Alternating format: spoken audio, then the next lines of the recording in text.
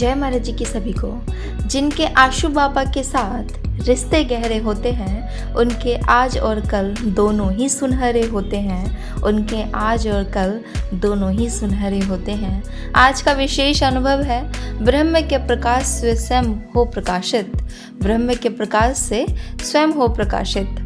आजकल बाहरी परिस्थितियों को देखते हुए अधिकतर लोग work from home he prefer कर रहे हैं। एक दिन मैं भी इसी प्रकार घर में बैठकर काम कर रहा था। काम से थोड़ा फ्री हुआ तो साधना में बैठ गया। साधना में मैंने एक महिला को देखा जिनकी स्थिति बहुत ही दयनीय थी। मैले वस्त्र, बिखरे बाल देखने से यह साफ पता चल रहा था जैसे वे प्रताड़ित व दुखी हैं।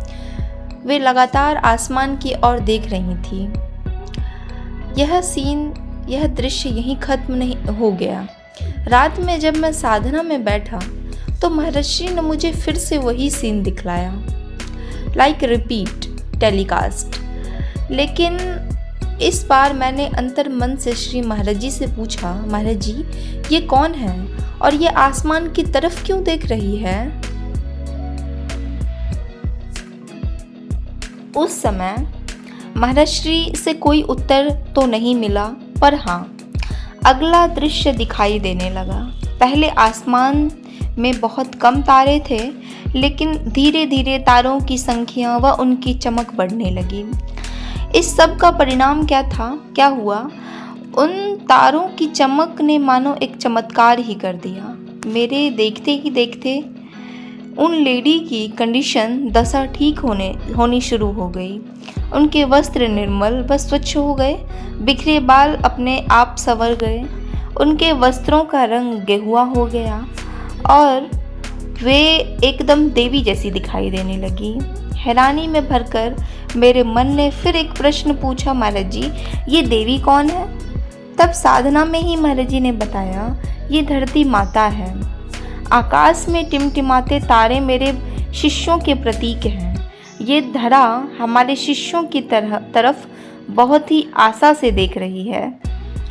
उसके बाद महाराज जी ने एक लाइन कही, जब आशुतोष के वीर ब्रह्म के प्रकाश में स्वयं को प्रकाशित कर लेते हैं।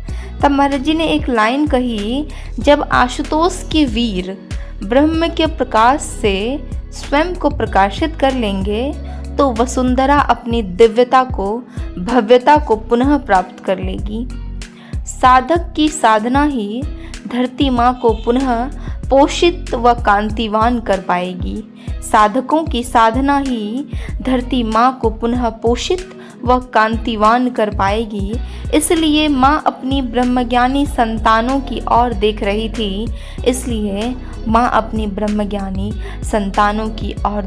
थी। इसलिए हमें अपने गुरुदेव की आज्ञाओं में चलना है, निरंतर ध्यान साधना करनी है और जब समय मिले हमें ध्यान साधना में बैठना है। और इस समाधि काल में हम अगर कुछ कर सकते हैं तो वो है अपनी साधना से ही हम आहुति दे सकते हैं। इस समाधि काल में अपना साधना की आहुति दे सकते हैं।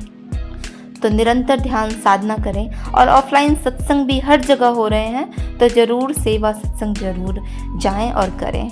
जय महाराज जी की आप सभी को। यह दुर्भाग्य की बात है कि हम आत्मिक स्वतंत्रता के मूल्य पर सांसारिक सुखों को खरीदते हैं। यह दुर्भाग्य की बात है कि हम आंतरिक स्वतंत्रता के मूल्य पर सांसारिक सुखों को खरीदते हैं।